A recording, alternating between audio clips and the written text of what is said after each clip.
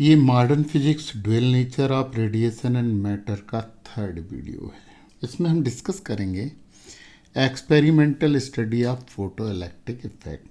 परंतु उससे पहले हमें फोटो इलेक्ट्रिक इफेक्ट भी तो समझना होगा।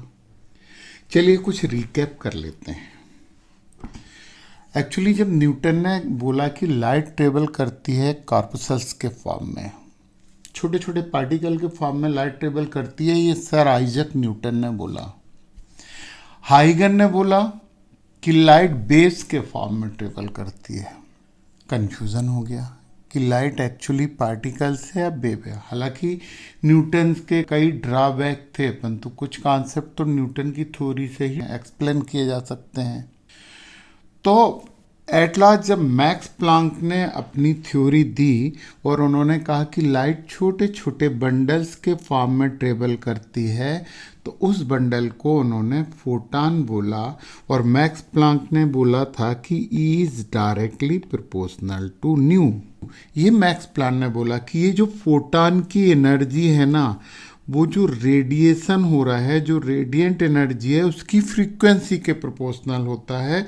और इसे इक्वल करने के लिए उन्होंने बोल दिया है E is equal to H nu, और न्यू के प्लेस पे हम C अपान लेमडा लिख दें तो एस सी अपान लेमडा। उसी समय अल्बर्ट आइंस्टीन ने एनर्जी और मास को एक दूसरे से रिलेटेड कर दिया। जब एनर्जी मास से रिलेटेड हुई तो मास भी एनर्जी के साथ रिलेटेड हो जाएगा, और एनर्जी तो वेव के फॉर्म में रहती है, तो वेव और मास एक दूसरे से रिलेटेड हो गए। और इन दोनों का कॉन्सेप्ट यूज करके डी ब्रोगली ने मैटर वेव का कॉन्सेप्ट दे दिया कि हर पार्टिकल के साथ एक वेव एसोसिएटेड रहती है, परंतु वो पार्टिकल मोशन में होना चाहिए। रेस्ट वाले पार्टिकल के साथ कोई वेव नहीं होती। तो ये मैटर वेव था, यानी wave associated with moving particle is called matter wave.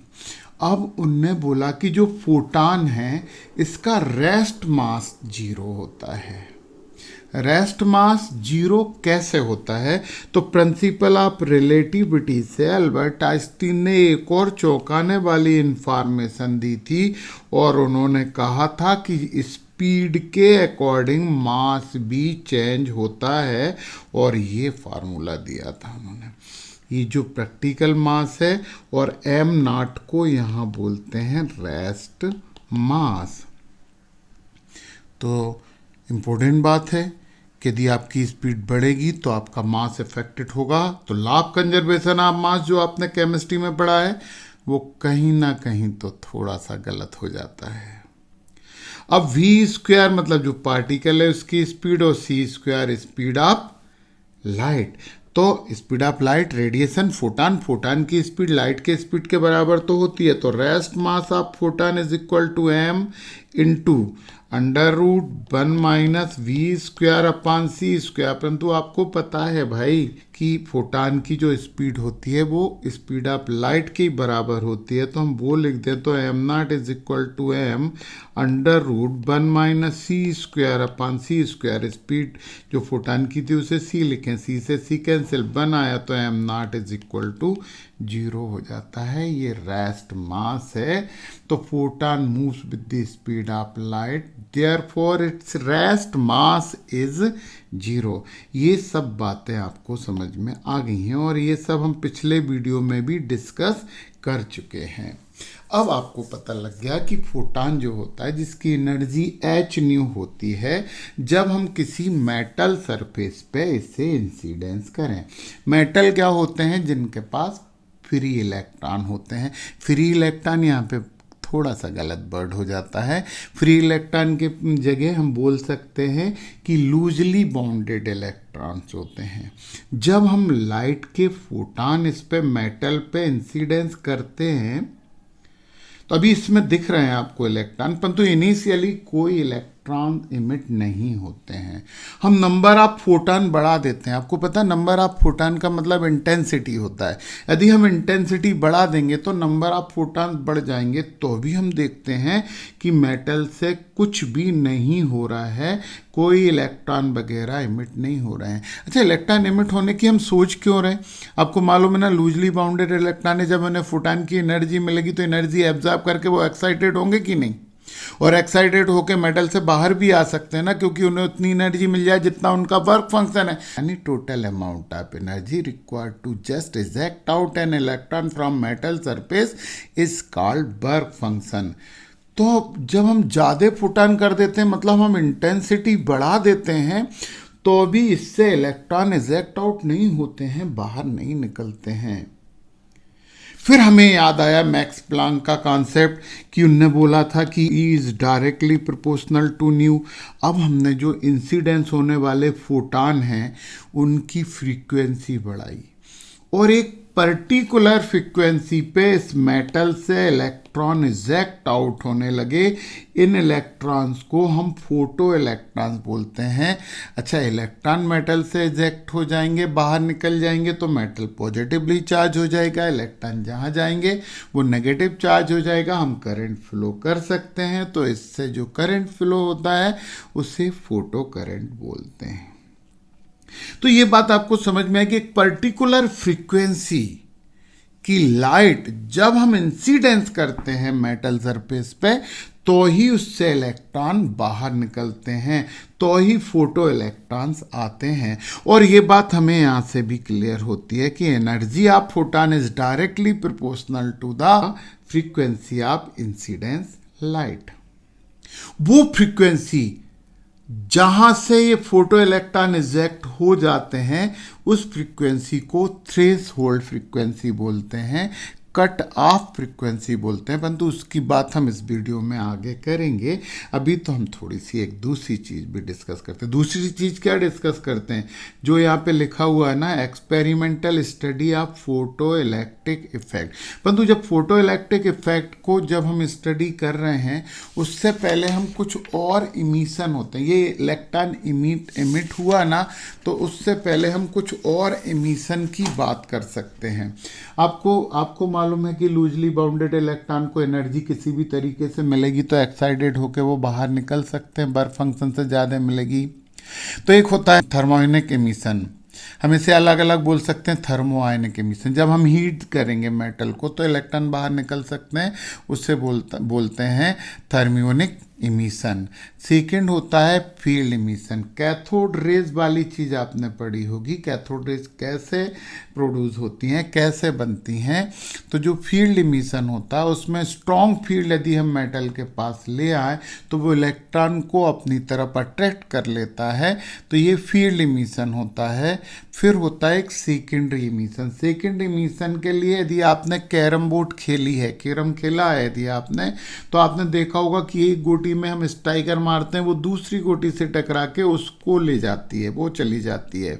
तो फाइनली इसमें कोई पार्टिकल एक इलेक्ट्रॉन से टकराया, वो दूसरे से टकरा के उसे एनर्जी दे दी और वो थर्ड इलेक्ट्रॉन बाहर निकला, इससे हम सेकेंडरी इमिशन बोलते हैं।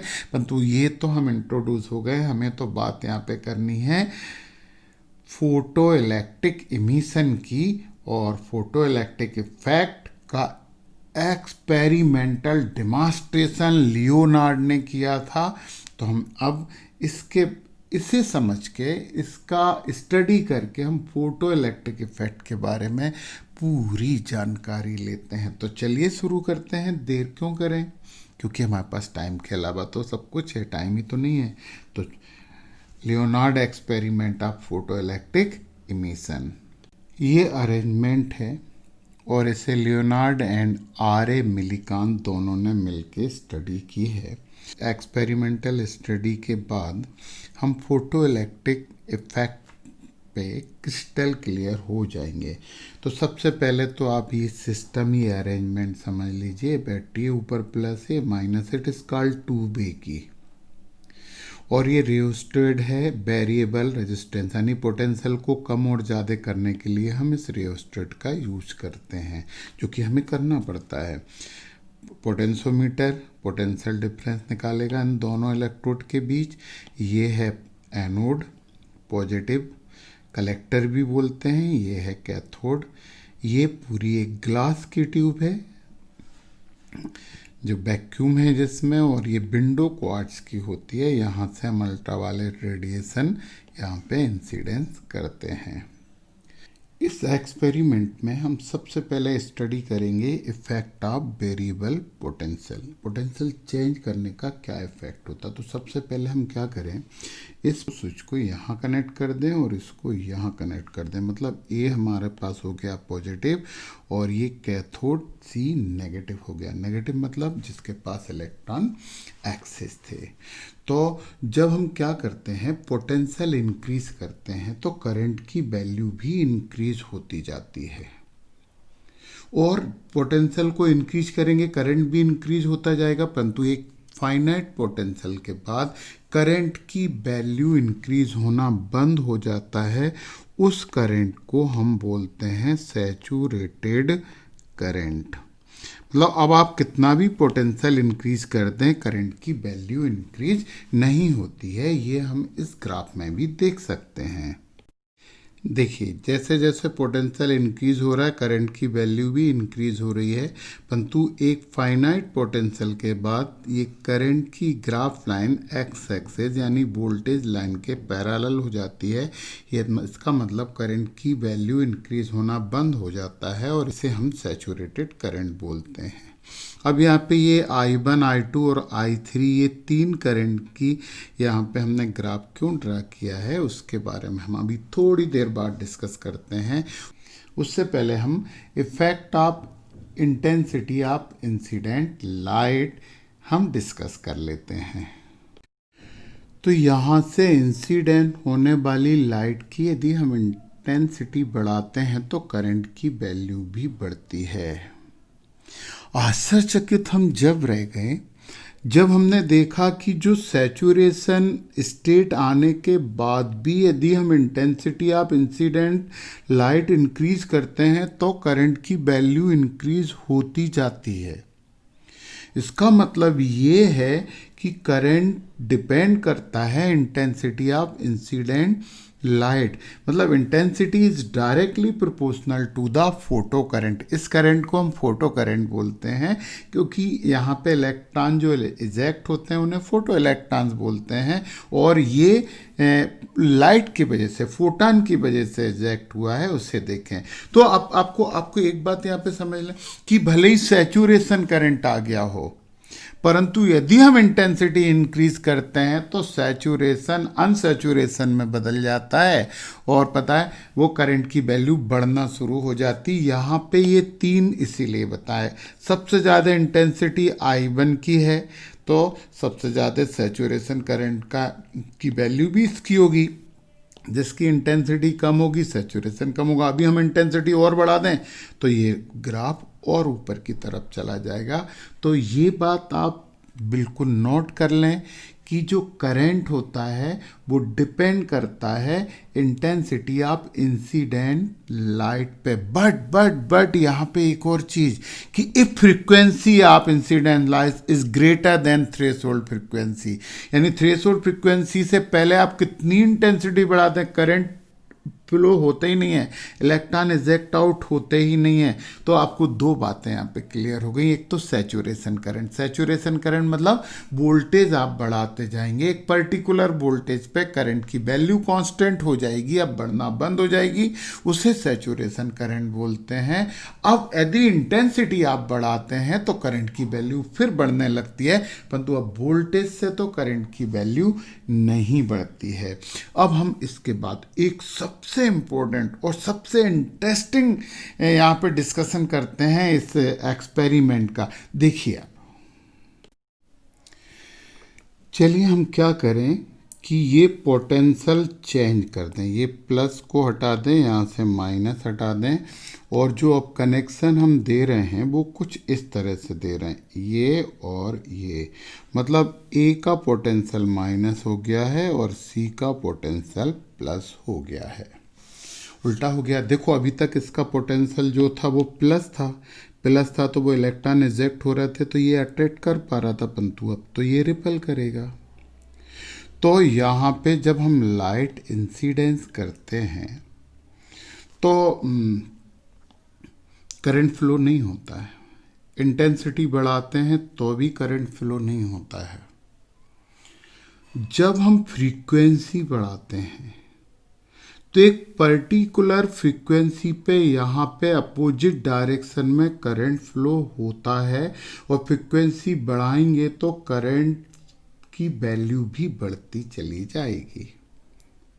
यार फ्रीक्वेंसी बढ़ा रहे हैं तो करंट की वैल्यू क्यों बढ़ रही है? क्योंकि ये तो रिपेल करेगा इलेक्ट्रॉन को, तो इलेक्ट्रॉन को निश्चित ही काइनेटिक एनर्जी इतनी ज़्यादा मिल रही है कि वो तेजी से जाके इससे कोलिजन करके अपोजिट डायरेक्शन में करंट फ्लो कर रहा है।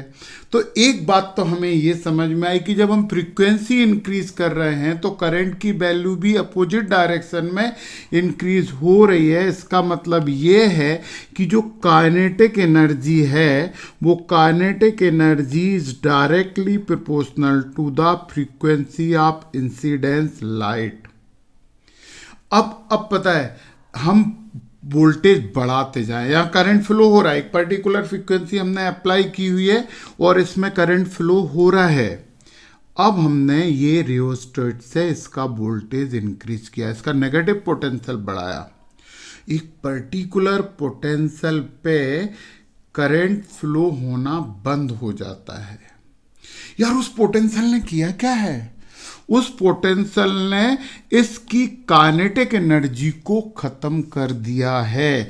मतलब क्या हुआ कि मैक्सिमम जो काइनेटिक एनर्जी होती है ना वो काय के बराबर हो गई? मैक्सिमम काइनेटिक एनर्जी ये जो पोटेंशियल है वो जो वर्क करके इसे रोक रहा है उसके बराबर है। तो हम यहाँ पे उसे लिख सकते हैं E we naught. V naught potential है और इस पोटेंशियल को हम बोलते हैं स्टॉपिंग पोटेंशियल।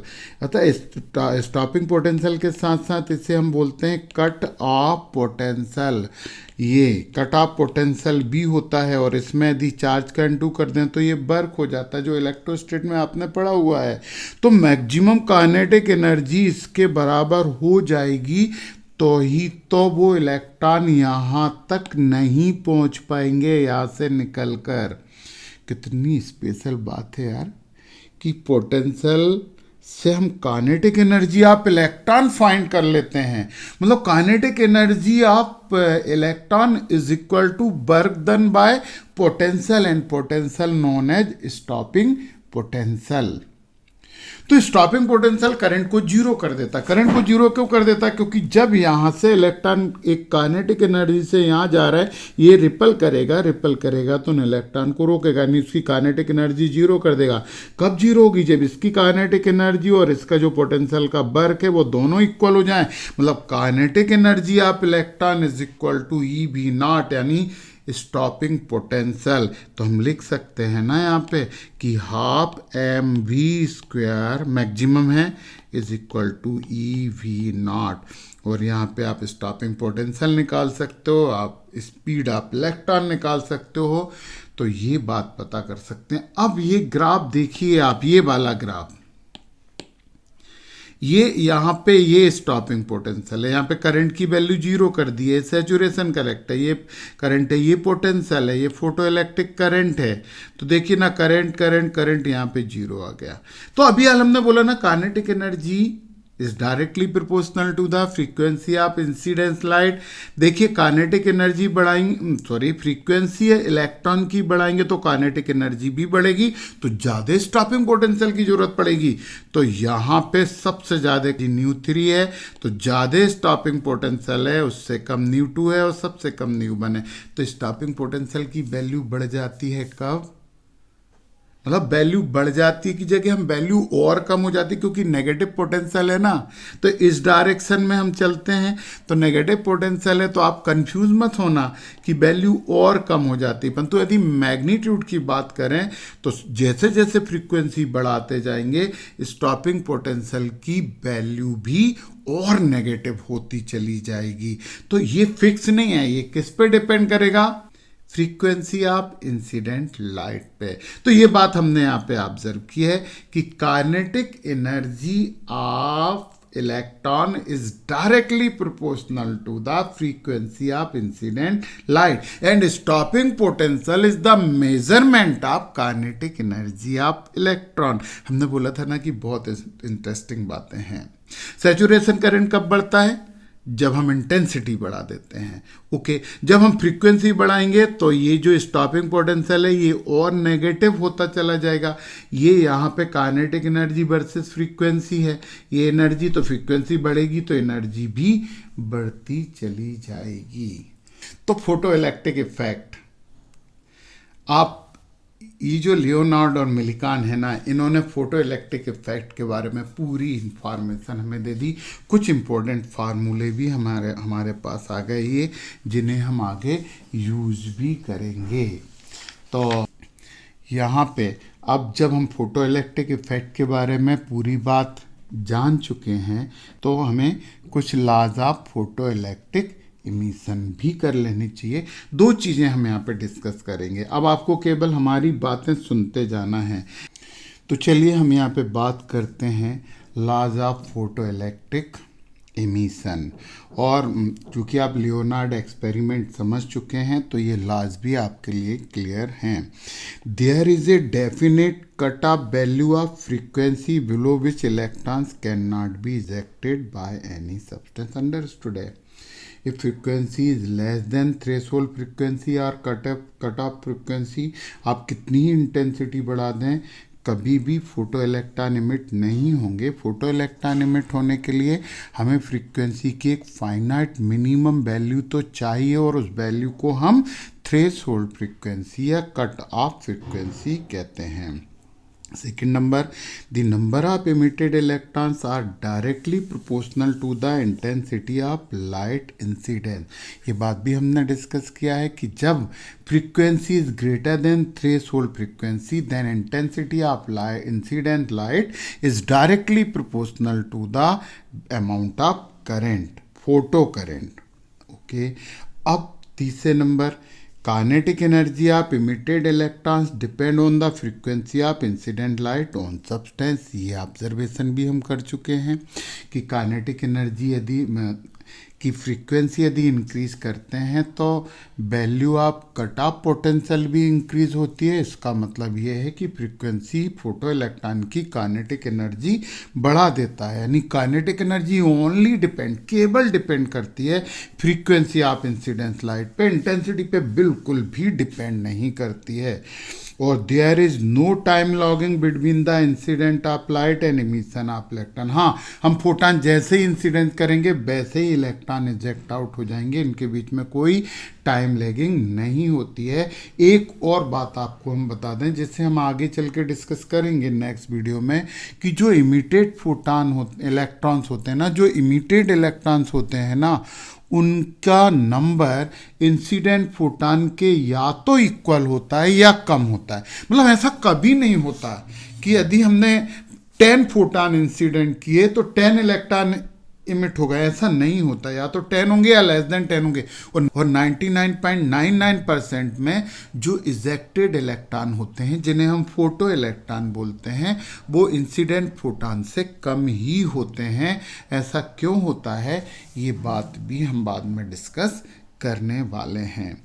तो ये थे आपके laws of photo electric emission. अब यहाँ पे देखिए, जब हम फोटो इलेक्ट्रिक इफेक्ट यहाँ पे एक्सप्लेन करते हैं तो पता न्यूटन की कॉर्पस्कल्स थ्योरी यूज होती है। तो अब ये कन्फ्यूजन तो अपना ख़त्म हो गया ना कि रेडिएशन तो दोनों बिहेवियर देता है ना, वो पार्टिकल का बिहेवियर भी देता है और वेव का बिहेवियर भी देता है। इसलिए ये तो बात करना ही बेकार है। परंतु फिर भी एक बात बता दें कि जो क्लासिकल वेव थ्योरी है ना, उससे फोटो इलेक्ट्रिक इफेक्ट कभी भी एक्सप्लेन नहीं किया जा सकता। क्यों नहीं किया जा सकता, हम ये ज़रूर आपको बता दें, क्योंकि देखिए वहाँ पे वेव की इंटेंसिटी एम्पलीट्यूड के स्क्वायर के प्रोपोर्शनल होती है।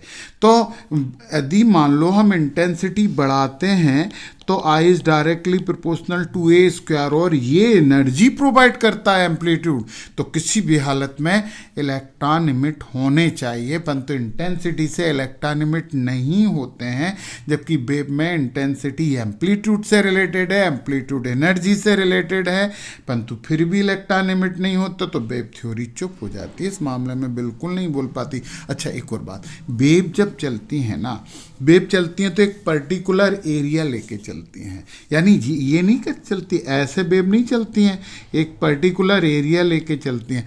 तो यार एक फोटॉन से एक ही इलेक्ट्रॉन इमिट क्यों होता है? वो तो एक रीजन में इंसिडेंस होंगी ना किसी के भी ऊपर, किसी भी मेटल सरफेस के ऊपर, तो एक फोटॉन से more than one photo electron eject out हो जाने चाहिए, परंतु ऐसा नहीं होता है। इसलिए हम ये थ्योरी लाइट के पार्टिकल बिहेवियर से ही एक्सप्लेन करते हैं, और उससे ही प्रैक्टिकली एक्सप्लेन हो पाती है, लाइट के वेव बिहेवियर से ये एक्सप्लेन नहीं होती है। परंतु हम फिर आपसे बोल रहे हैं कि यहाँ पे कंफ्यूज होने की कोई बात ही नहीं है, लाइट दोनों बिहेवियर देता है। भाई जैसे कि मैं आपको फिजिक्स पढ़ा रहा हूँ तो मेरे से फिजिक्स समझ लो, यदि मैं स्पोर्ट्समैन होता हूँ तो मेरा क्रिकेट मैच देख लो। डिपेंड करता है कि कब हम स्टडी कर रहे हैं और कब हम क्रिकेट खेल रहे हैं। तो फैक्ट है कि दोनों बिहेवियर हैं, तो किसी एक बिहेवियर से वो फोटो इलेक्ट्रिक इफेक्ट दे देती है, तो दूसरे बिहेवियर से interference, polarization, diffraction etcetera etcetera property show कर देती है। तो यहाँ पे कंफ्यूज होने वाली कोई भी बात नहीं है। तो ये हमारी थी फोटो इलेक्ट्रिक इफेक्ट की एक्सपेरिमेंटल स्टडी। नेक्स्ट वीडियो में हम फोटो इलेक्ट्रिक इफेक्ट में अल्बर्ट आइंस्टीन अपना क्या रोल प्ले करते हैं, और फिर आपके कॉम्पिटिटिव एग्जाम में आने वाले न्यूमेरिकल्स करते हैं। थ्योरेटिकल चैप्टर था, निश्चित ही मुझे लगता है कि आप लोग इतने सिंसियर हैं कि आपने निश्चित अच्छे से समझा होगा इसे। तो यदि समझ में अच्छे से आया हो तो लाइक करिए, कमेंट करिए, और यदि कोई क्वेश्चन आपके दिमाग में आता है तो आप कमेंट बॉक्स में पूछिए, क्योंकि क्वेश्चन वो ही लोग पूछते हैं जो समझने की कोशिश करते हैं या समझते हैं। जो समझते ही नहीं हैं वो क्वेश्चन कैसे करेंगे? तो ज़रूर कमेंट बॉक्स में क्वेश्चन करिए, और हम जल्दी ही मिल रहे हैं नेक्स्ट वीडियो, जिसमें अल्बर्ट आइंस्टीन का फोटो इलेक्ट्रिक इक्वेशन देखेंगे और बहुत से ऑब्जेक्टिव्स करेंगे। नमस्कार, बेस्ट ऑफ लक।